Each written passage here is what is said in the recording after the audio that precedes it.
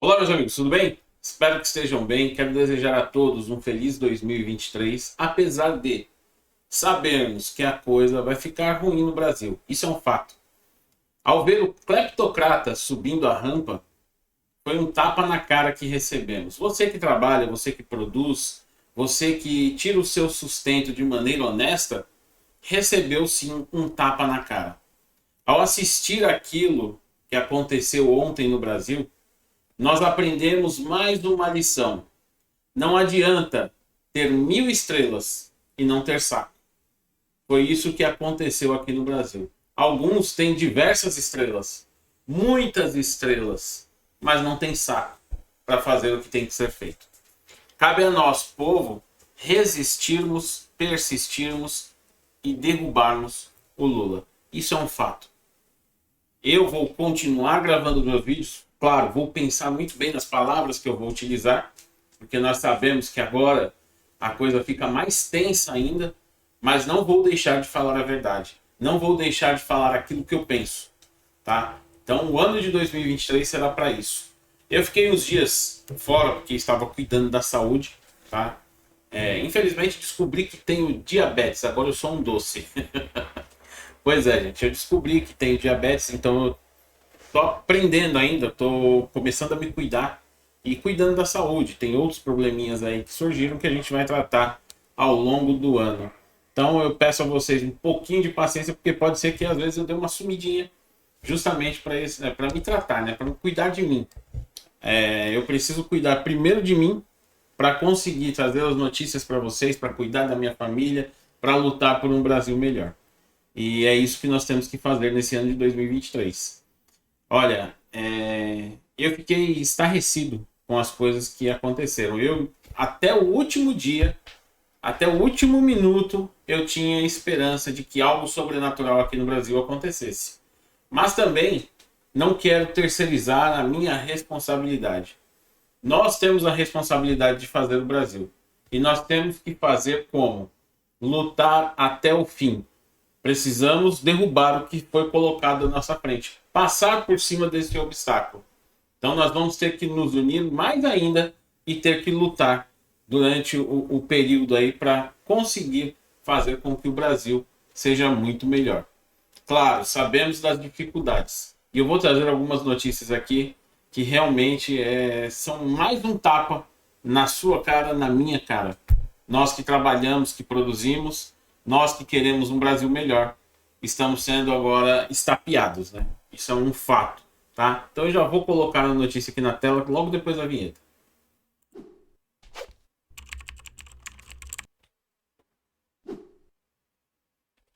Pois é, meus amigos, está previsto um rombo nas contas, apesar de 2022 ter fechado no azul, 2023 está previsto fechar no vermelho, em 220 bilhões.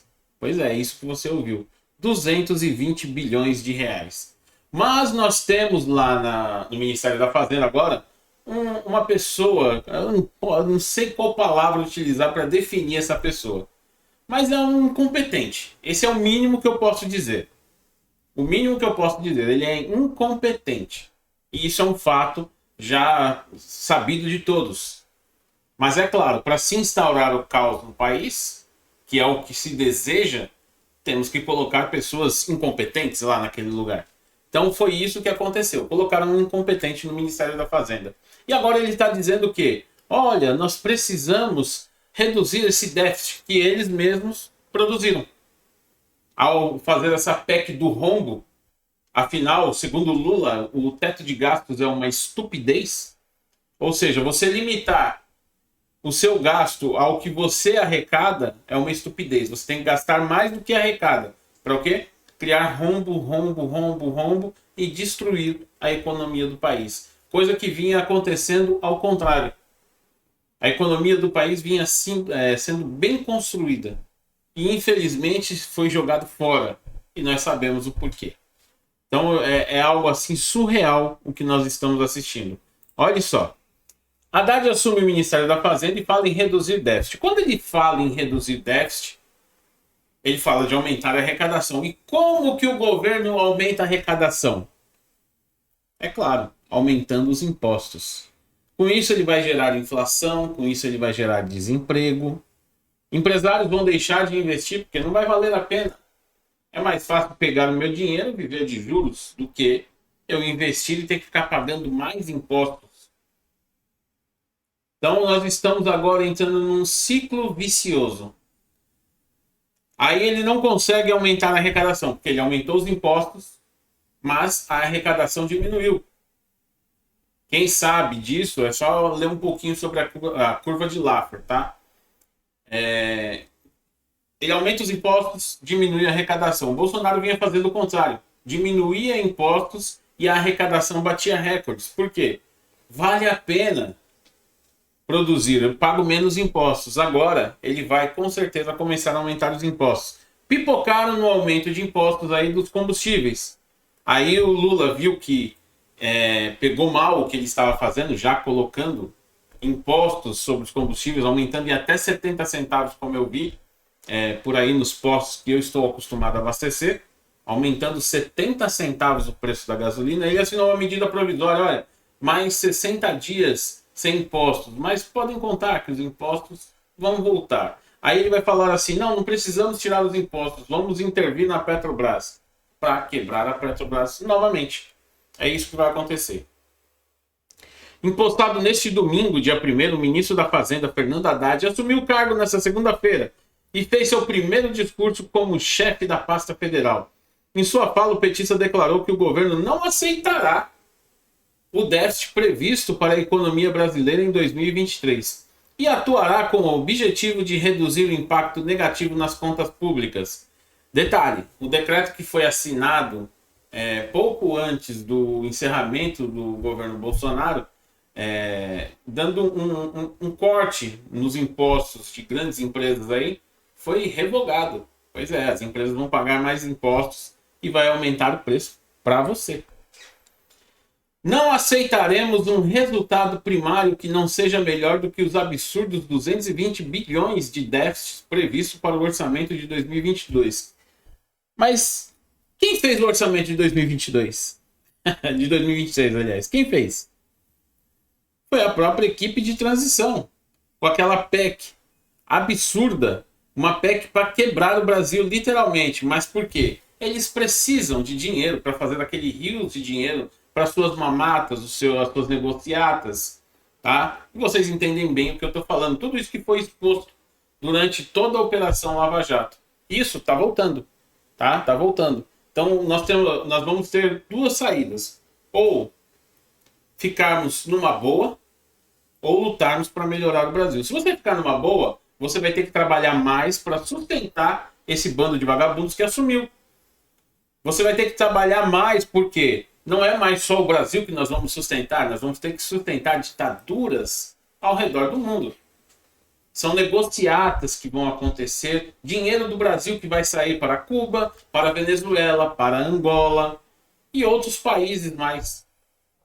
Dinheiro meu, dinheiro seu, que vai ser distribuído a rodo. Por isso que eles precisam fazer esse rombo, imprimindo dinheiro, gerando inflação, desestabilizando o Brasil, para poder fazer tudo isso. Aí eles vêm com as migalhas para os mentecaptos que querem depender de esmola do governo, tá?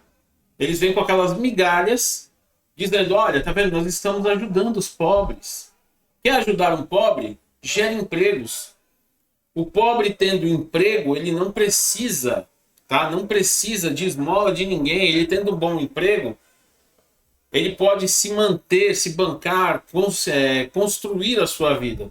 Mas, é claro, ao fazer isso, eles vão estar perdendo milhões e milhões de votos. Então não é interessante para eles tirar ninguém da pobreza. É interessante para eles levar cada vez mais pessoas à pobreza, por quê? Quanto mais pessoas dependerem da sua esmola, mais votos eles vão ter nas próximas eleições, porque eles vão dizer o quê? Eles vão dizer assim, olha, se você eleger fulano, seja qual for o candidato de oposição, se você eleger fulano, ele vai cortar esse benefício, vocês vão passar fome. É isso que eles vão fazer, como fizeram.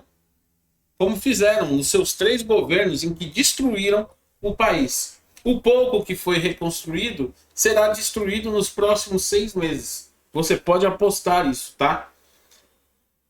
O novo ministro também alegou que o aumento do déficit orçamentário estaria relacionado com medidas eleitoreiras que acabaram com filtros de seleção de beneficiários dos programas de transferência de renda.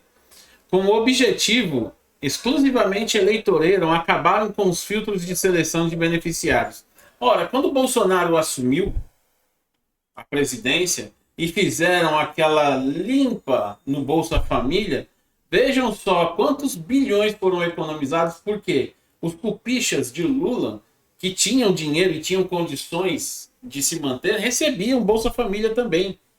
Era um número absurdo de pessoas que não precisavam e que recebiam benefício. Agora, se fez muito mais com menos. Mas agora precisa inchar a coisa. Por quê? Ele tem os militantes que ele precisa encaixar em algum lugar. Você vai ver de novo cargos comissionados a rodo. O aumento, tá? O aumento absurdo do que vai ser gasto com funcionalismo ali. Por quê? Cargos comissionados custam e custam caro. E é o meu e o seu dinheiro que vai ser pago. Então, vocês podem esperar nos próximos meses aumento de impostos, inflação, desemprego. É isso que vai acontecer. Você já pode esperar para o mês de janeiro o início de desemprego. Por quê? Muitos empresários estão deixando o país. Empresários do agro estão investindo em outros países, investindo, por exemplo, em Portugal, investindo em países da África. Por quê? Para eles é mais vantajoso. Eu, se fosse um empresário, faria o mesmo. Eu investiria em onde eu tenha segurança. Aqui no Brasil não se tem mais. Até porque nós temos um cleptocrata na presidência agora. É absurdo, mas é a realidade que está acontecendo bem à nossa frente, tá? Agora vejam só essa outra notícia, é irônica. Repórter tem celular furtado durante festa da posse de Lula. Esperavam o quê? É isso que eu queria saber. O que eles esperavam, além disso? Nada mais. O consolo que nos restou, tá? O consolo que nos restou é o quê? Isso aqui. Eu estou pondo muita fé que Tarcísio fará sim um excelente governo em São Paulo. Para isso, infelizmente, ele vai precisar de ajuda federal. Por quê? São Paulo tem um PIB, eu acho que é até superior ao da Suíça. São Paulo produz. Mas apenas uma parte disso volta para São Paulo. Por quê? O que São Paulo arrecada, cerca de 600 bilhões de dólares, ele faz o quê? Tem que enviar para o governo federal. Desses 600 bilhões, se voltar aí 200, não chega a 200, porque São Paulo ainda tem a sua arrecadação, que é o ICMS, os impostos estaduais que ficam aqui.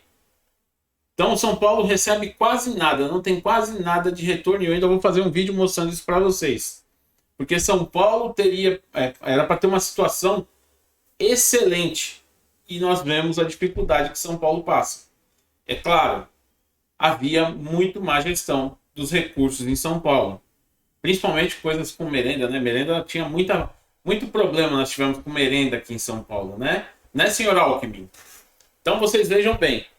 É necessário, é claro, que algum tempo para que ele consiga colocar em prática aquilo que foi planejado durante a candidatura.